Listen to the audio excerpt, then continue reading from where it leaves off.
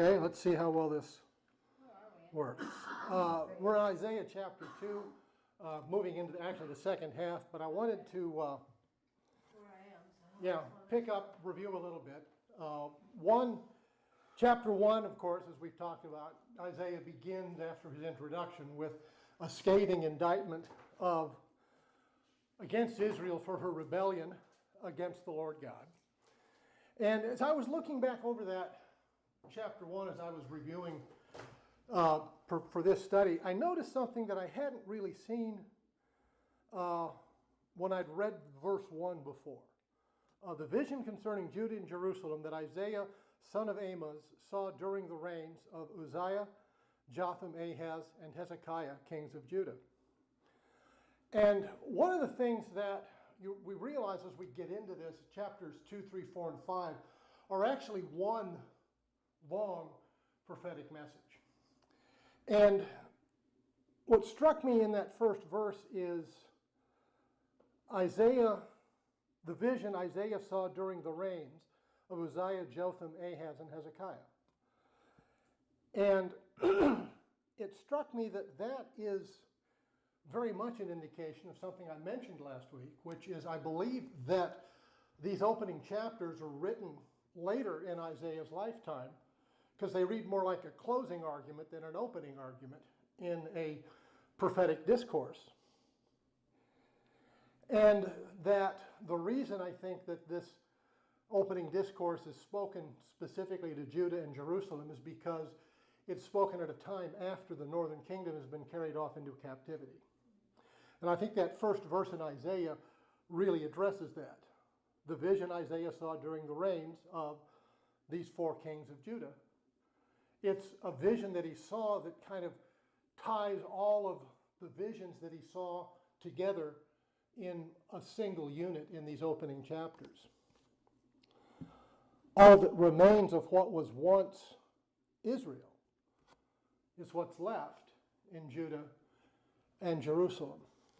And of course, within that indictment, God issues, as we talked last week, that writ of divorcement. He says, your multitude of sacrifices, what are they to me? I have enough of burnt offerings. Stop bringing me meaningless offerings. Don't just go through the motions. I cannot bear your worthless offerings. And he says, when you spread out your hands in prayers, I hide my eyes from you. Even when you offer many prayers, I am not listening. So that's where we are coming now into chapter 2. And of course, what we looked at last week, the opening parts of chapter 2. And it has a similar beginning to chapter 1. This is what Isaiah, son of Amos, saw concerning Judah and Jerusalem. And we see this thought repeated a couple more times as we work through these first 5 chapters. And what's interesting is after the scathing indictment in chapter 1, when what we looked at last week, is this message of hope. In the last days, the mountain of the Lord's temple will be established as the highest of the mountains. It will be exalted above the hills, and all the nations will stream to it.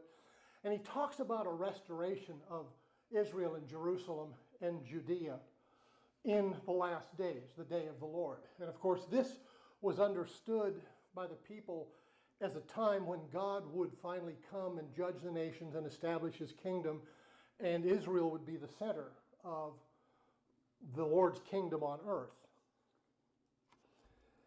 And that's exactly what the Lord is describing in this opening section, these first 4 verses 2, 3, and 4 of Isaiah chapter 2. And then he concludes, before moving on, verse 5, he says, "Come, descendants of Jacob, let us walk in the light of the Lord."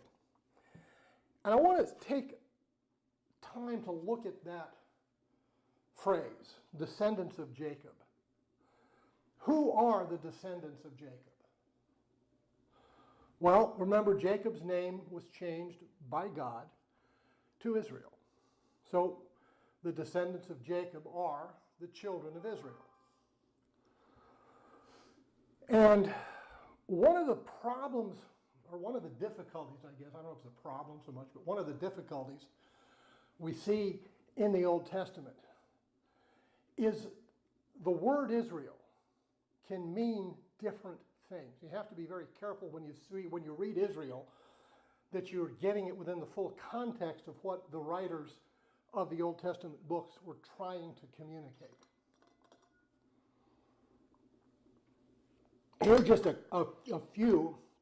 I may have missed a couple here, but here are just a few of different meanings, or the definitions, or what we can attach to Israel. Jacob, of course, is properly called Israel. The children of Israel can refer to the 12 tribal patriarchs, or it can refer to all of the descendants of Jacob through the 12 tribal patriarchs. Israel can refer to the entirety of the geographic area that was promised to Abraham, which I think mentioned last week, incidentally, was never fully occupied, because it literally runs from the Mediterranean to the Euphrates River. It can refer to the kingdom under David and Solomon, that whole large kingdom, which was beginning to approach what God had promised. It can refer specifically to the northern kingdom after the division of Israel into the northern and southern kingdoms. Israel is often the name given to the northern kingdom, Judah to the southern kingdom. But equally, we see the northern kingdom at times referred to as Ephraim, because Ephraim was the largest tribe among the northern tribes. It can also refer to the northern and southern kingdoms combined, because we sometimes see Israel talked about, and it's clear that we're seeing not just the northern kingdom talked about, but both kingdoms talked about. And it can also refer to the remnant, those who had remained faithful to and servants of the Lord God. So that's why I say when we see that, we have to really see it within context. And of course, one of the seminal events that occurred in the history of Israel after the schism of the two into the two kingdoms was the ultimate conquest of the northern kingdom and the carrying off of the northern tribes into exile by the Assyrians. And this happened during the early years of Hezekiah's reign, when he was still co-regent with his father Ahaz. Now, while Ahaz was king, and he was being threatened by the northern tribe, he went to, I think it was Tilgath-Pileser, who was the king of Assyria, and said, "Would you do me a favor and come down and destroy Israel, the northern kingdom, and while you're at it, take out Damascus, because they're just a burr under my saddle." And he did. And after the fall of Damascus, Azar went there to meet with Tilgath-Pileser and basically pay the bribe that he'd offered. And while he was there, he saw this altar to the gods of Damascus. Now, why he decided to do this is beyond me, because you would think if the gods couldn't have protected Damascus from Tilgath-Pileser, why would he want to worship them back in Jerusalem? But he was so taken with this altar that he had plans made so that a replica could be built back in Jerusalem, and so that he could worship the gods of Damascus in Jerusalem. Ahaz is what we might describe as an idiot. Yeah, something. Anyway, so he has this. Trying to cover all his bases. Yeah. He has this altar built, and it literally replaces it with the brazen altar and starts tearing apart all of the temple artifacts so that Jerusalem can now worship at this pagan altar from Damascus. And of course, he has altars built and so on and so forth. Well, Ahaz dies.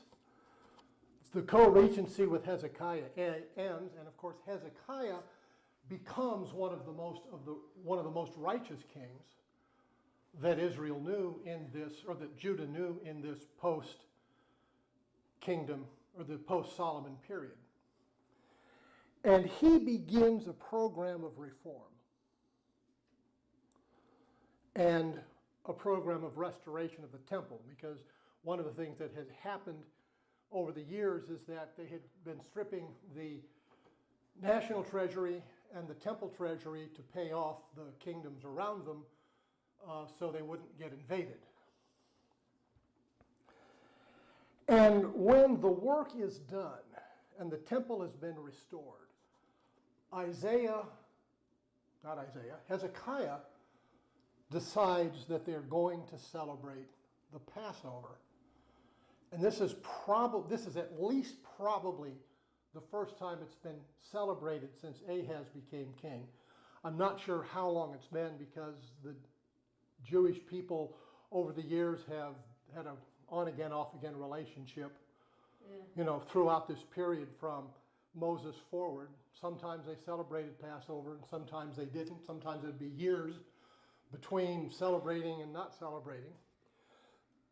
And what Hezekiah did is that he sent an invitation to the tribes that remained in the northern kingdom to come to Jerusalem and celebrate the Passover at the restored temple.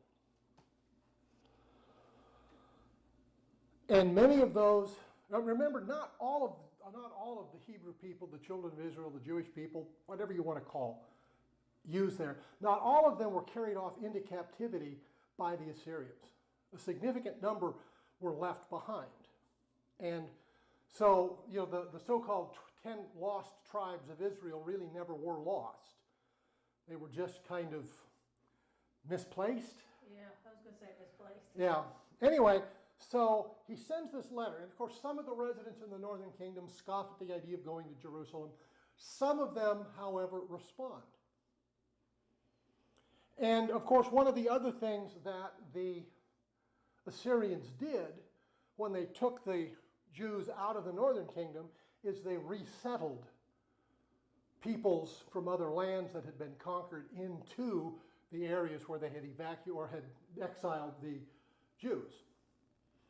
So I imagine there were probably a few of these, what I referred to earlier as the remnant, those who were still loyal to serving and devoted to God, who had been displaced. And I don't think it's a big stretch to see them as receiving this invitation from Hezekiah and moving to Judah and Jerusalem and then remaining there after this Passover celebration. Now, to make a long story short, I know, too late, but this is the time, I believe, in which Isaiah is referring to when he's giving these prophecies at the beginning of his book. And when he talks about, back up in verse 5, "Come, descendants of Jacob, let us walk in the light of the Lord," that this descendants of Jacob not only includes the members of the tribes of Judah and Benjamin, which comprise Judah, Benjamin, and I can never keep that straight, Reuben or Simeon. I think it was one of the tribes had been located completely inside of Judah, but those basically three tribes in the south, the descendants of Jacob would have included the remnant that had come from the northern kingdom to Judah and Jerusalem. So when Isaiah says, "Come, descendants of Jacob, let us walk in the light of the Lord," it's including all of Israel.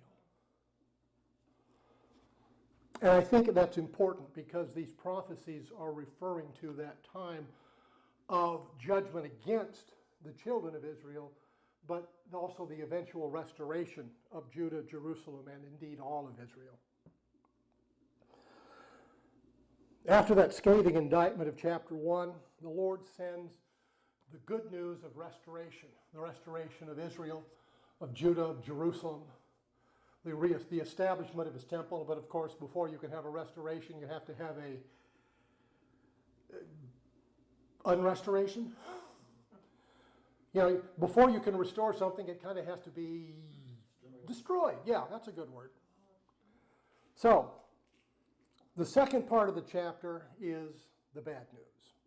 We have the indictment of what's going to happen, and now we start moving into the second part of chapter 2, and we see the details of how. Beginning to see the details of how. The day of the Lord. You, Lord, have abandoned your people, the descendants of Jacob. They are full of superstitions from the east. They practice divination like the Philistines and embrace pagan customs. Their land is full of silver and gold. There is no end to their treasures. Their land is full of horses. There is no end of their chariots. Their land is full of idols. They bow down to the work of their hands, to what their fingers have made. So people will be brought low and everyone humbled. Do not forgive them. Go into the rocks, hide in the ground from the fearful presence of the Lord and the splendor of his majesty. The eyes of the arrogant will be humbled, and human pride brought low. The Lord alone will be exalted in that day.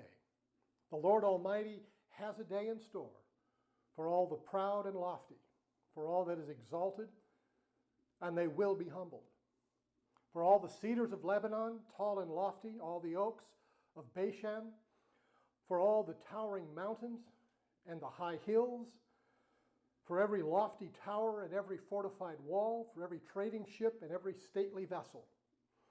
The arrogance of man will be brought low, and human pride humbled. The Lord alone will be exalted in that day, and the idols will totally disappear.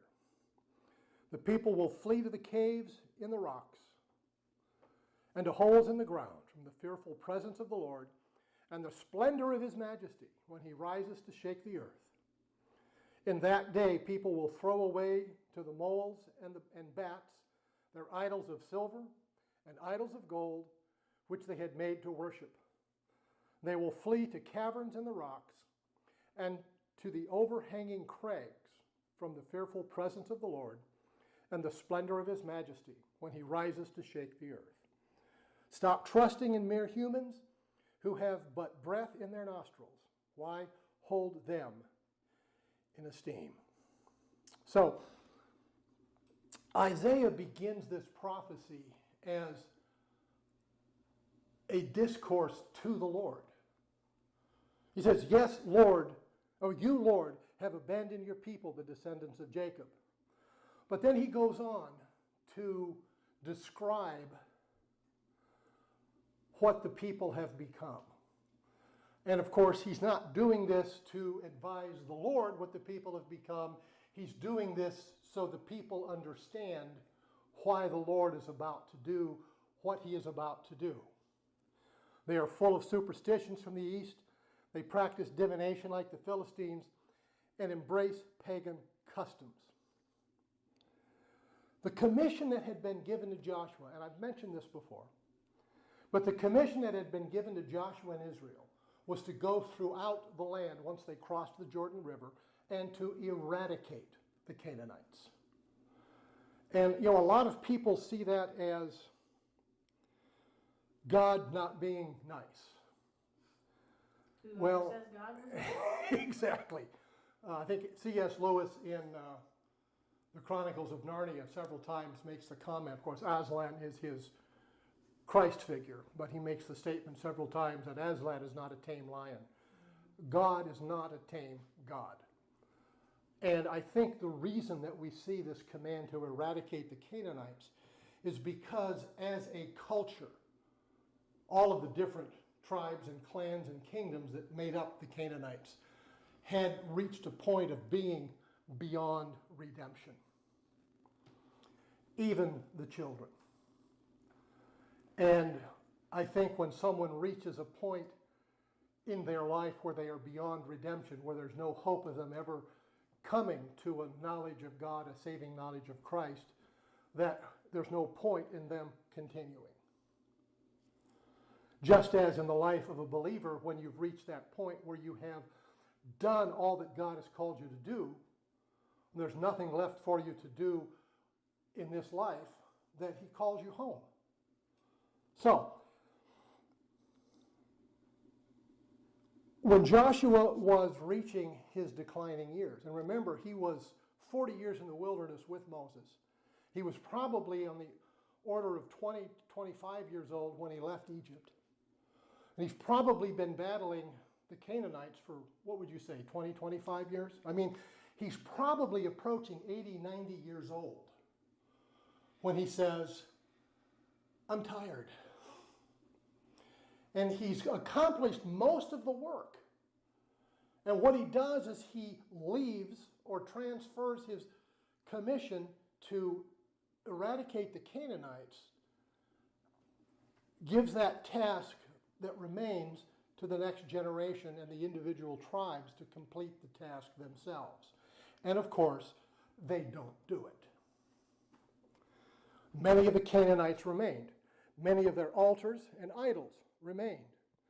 The Israelites began intermarrying with the Canaanites. And the Canaanites began enticing the Israelites into their forms of idolatry and pagan worship. And from the time of the judges, from the time of Joshua all the way forward to this time in Isaiah's life and beyond, these idols, these altars, these high places, the Asherah poles, the Baals, and so forth, remained as a cultural current, a spiritual cultural current flowing through the people and the land that God had given Israel. There were kings who would break the altars and cut down the forests, but they wouldn't destroy them completely. They would just leave them in pieces. And when an unrighteous king came, they would be rebuilt. Or a righteous king who couldn't be bothered to deal with what was going on up on the high places and allowed them to be rebuilt. So this is still going on. I mean, this is what? 500, 600, 700 years. And it's still going on. And that's what he's talking about here. Their land is full of silver and gold, verse 7. There is no end to their treasures. Their land is full of horses. There is no end to their chariots. Their land is full of idols. They bow down to the work of their hands and to what their fingers have made. Remember the magnificence of Solomon's temple, even as they have started taking the gold leaf and the gold inlay and the temple treasures, but the building is still there, and it's still a marvelous structure. Solomon's palace and his courts are still there. And there has been periods of prosperity in these years since the kingdoms were divided, both in the southern kingdom and the northern kingdom. So there is a great amount of wealth. There's so much wealth that they're able to pay tribute to outlying kingdoms to not invade, or bribe to outlying kings to not bring their armies. And of course, what happens when you see great wealth and prosperity is that we seem to reach a point where we think we don't need God. And we begin to think, look what I've accomplished. And in actuality, what God is saying, think what you might have accomplished if you had fully devoted yourself to me. The idolatry was still there. So verse 9, so people will be brought low and everyone humbled. Do not forgive them. Go into the rocks, hide in the ground from the fearful presence of the Lord and the splendor of his majesty. For the eyes of the arrogant will be humbled, and human pride brought low. The Lord alone will be exalted in that day. if you abandon God, does it not follow that he will eventually abandon you? If you remember the parable of the talents, you had 3 servants. One was given 5, one was given 2, one was given 1. The one who was given 5 went out and got 5 more. One who was given 2 went out and got 2 more. The one who was given 1 did nothing. And it says that each one was given according to his ability, which means that the master gave to each of those servants exactly what they needed to do the job that the master expected them to do. And of course, the one who had 5 went out and got 5 more. The one who had 2 went out and got 2 more. The one who got the 1 did nothing. And when he came back and said, "See, I've done nothing," he was condemned by his master. And what he had was taken from him and given to the one who had been given 5, and now had 10, now had 11.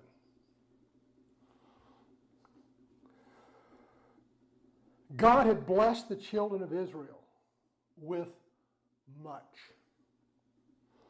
And he fully expected his people to accomplish much with what they had been given. I mean, even today, look at what is happening in Israel.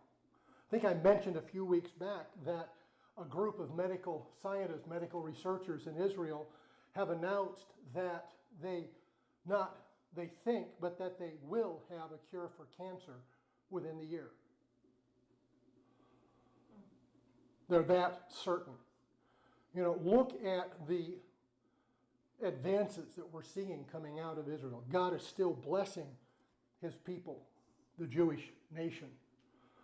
And as I think I've said before, I believe part of the reason he's doing that is he's talking about blessing the descendants of Abraham to the 1,000th, is it? To the 1,000th generation, and we're not even close to that yet since the time of Abraham.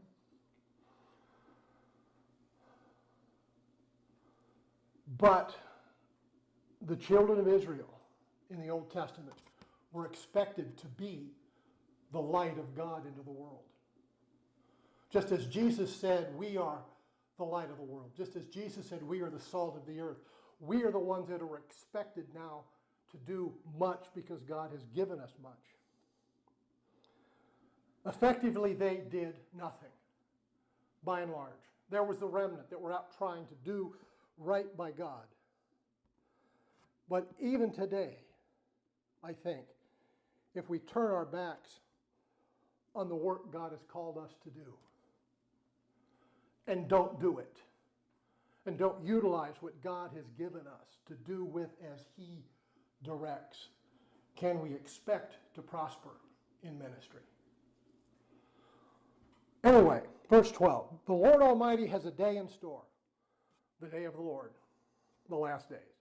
The Lord Almighty has a day in store for all the proud and lofty, for all that is exalted, and they will be humbled.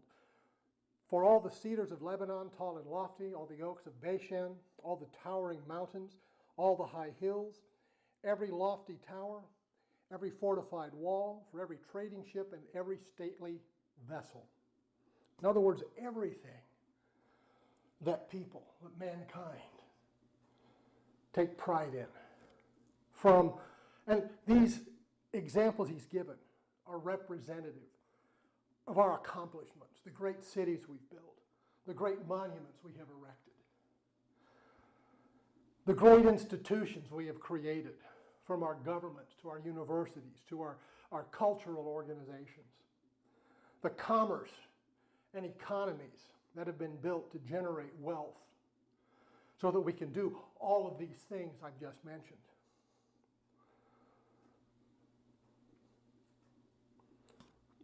Everything people take pride in, if not done to the glory of God, is meaningless. I think that's what Isaiah is saying here. Mankind in and of ourselves will never be able to build anything lasting. Only God can build anything lasting. Verse 17, the arrogance of man will be brought low, and human pride humbled. The Lord alone will be exalted in that day, and the idols will totally disappear. Despite mankind's best efforts to exalt humanity, the Lord God alone will ultimately be exalted. I mean, you see the movement of the secularists, the secular humanists that are trying to show man as the ultimate moral authority in the universe, and who believe that there is no God and that man is his own God. We're seeing this throughout our society, increasing. And these people will be humbled. We're seeing this creeping even into our churches today, where we begin to trust more in humanity than we do in God. People will flee to caves in the rocks and to holes in the ground from the fearful presence of the Lord and the splendor of his majesty when he rises to shake the earth. In that day, people will throw away to the moles and bats their idols of silver and idols of gold, which they made to worship. They will flee to caverns in the rocks and to the overwhelming crags from the fearful presence of the Lord and the splendor of his majesty when he rises to shake the earth. Does that sound familiar? You remember the 7 seals from the book of Revelation? Chapter 6, starting verse 12, John writes, "As I watched, he, the Lamb, opened the 6th seal. There was a great earthquake.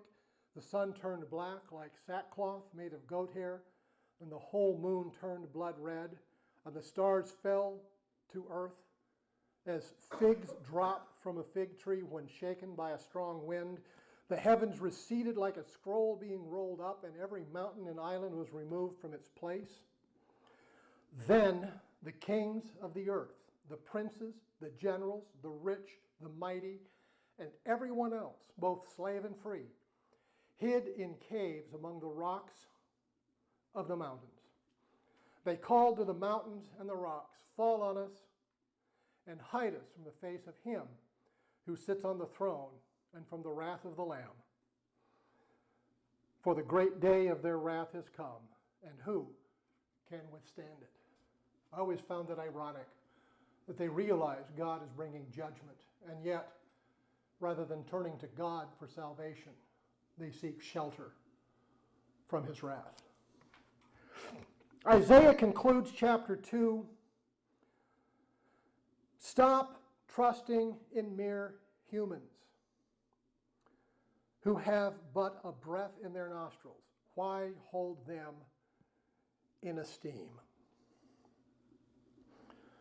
King Solomon wrote in the Proverbs. This is one of the first passages I learned when I was a young Christian. Proverbs 3, 5, and 6. "Trust in the Lord with all your heart, and do not lean on your own understanding. In all your ways acknowledge him, and he will make your paths straight." Trust in the Lord.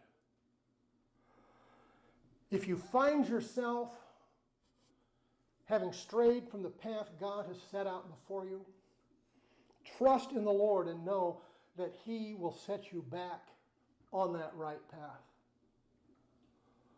If you are willing to be set back on that right path. If you were on the path God has laid out before you, trust in the Lord to keep you on that path, and know that he will help you overcome any obstacles that you encounter along that path through one means or another. Never forget, and I've said this so many times over the years, that God will never lead you where his grace cannot sustain you.